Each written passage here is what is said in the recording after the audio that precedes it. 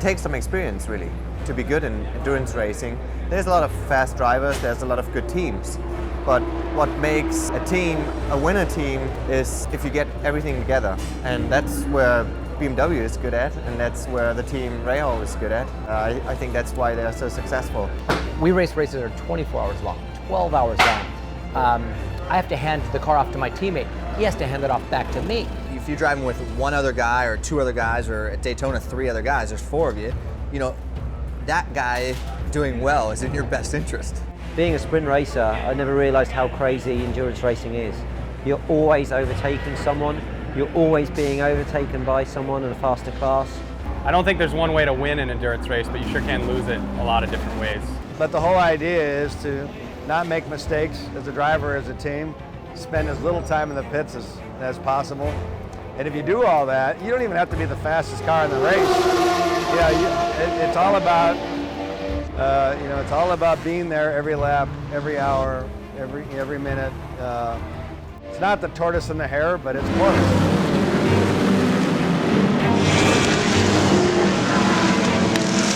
You want to put your experienced guys in the beginning. They've seen it all. They're not influenced by the emotion or the charge of the whole event and the flyover with the planes and the balloons and the skydivers. Pretty soon you can get so much stuff in your head that you're not focused on the racing anymore. Starting a race is an honor. I mean, I've started a lot of times for BMW. I started Le Mans for BMW. That's an honor. It's always a big emotion when you see all the fans waiting for the race to start, and everybody worked so long.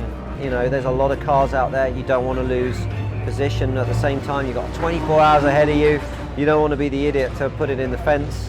First couple of laps are just nuts. And then when everybody sort of clears out, it's head down rhythm. Just banging off laps, one after another.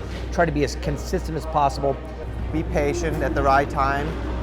Be aggressive at the right time. Do the right things at the right time. Yeah, you're with 70 other cars, so that's, a lot of drivers, maybe 3 or 4 drivers per car. Sometimes you come across a car and it's good, it's being driven well. The next time when you're next in, you come across the same car and the guy never sees you, and you've got to learn to sort of work and understand that it's a moving target all the time. You know what, I think endurance racing over the years have become completely different. I still remember the times, when I grew up in long distance races, that at that time the goal was to bring the car to the finish. You really had to take care of them because they weren't as robust as the cars are today. You don't have to watch out for the equipment anymore. Usually the equipment is so good that you go flat out the whole race.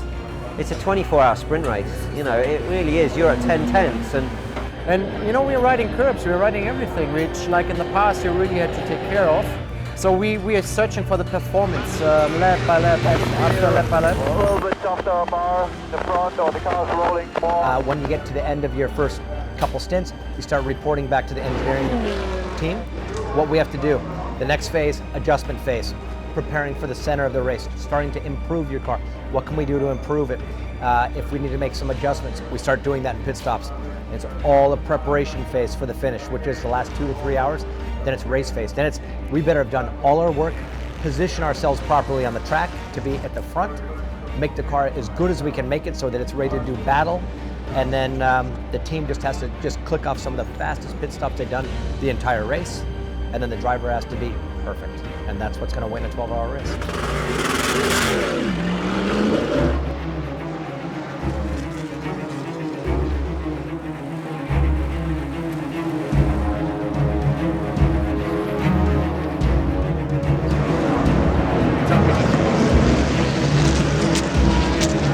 Well, darkness depends on the place. When we go to Daytona, there's a lot of lights there. It's not all that dark, and it's always a relief to see the sun rise at Daytona because it's such a long night.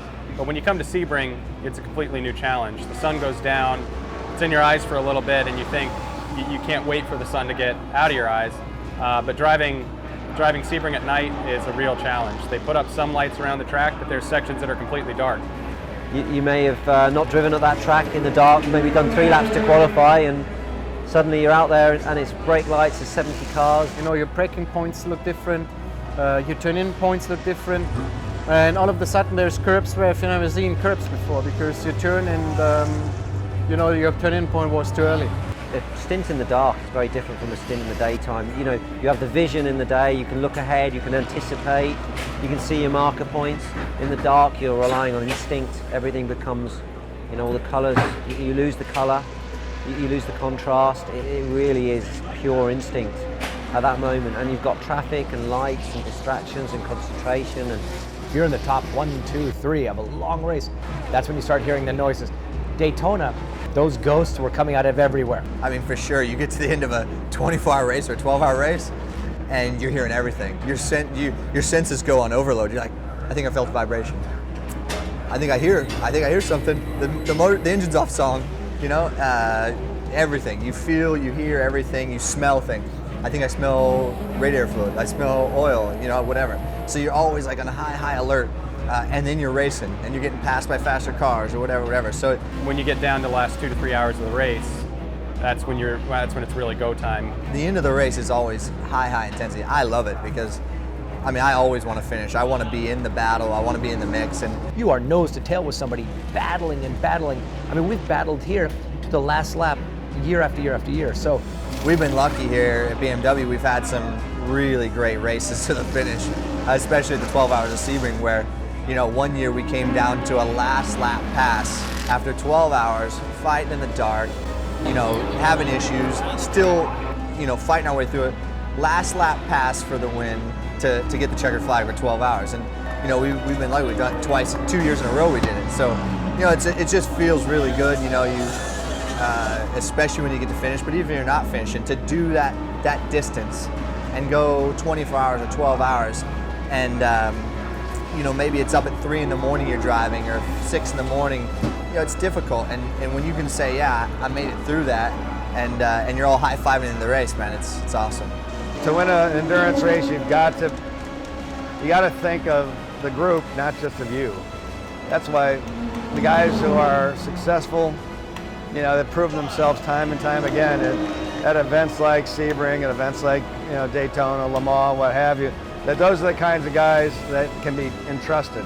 You know, it takes a special person.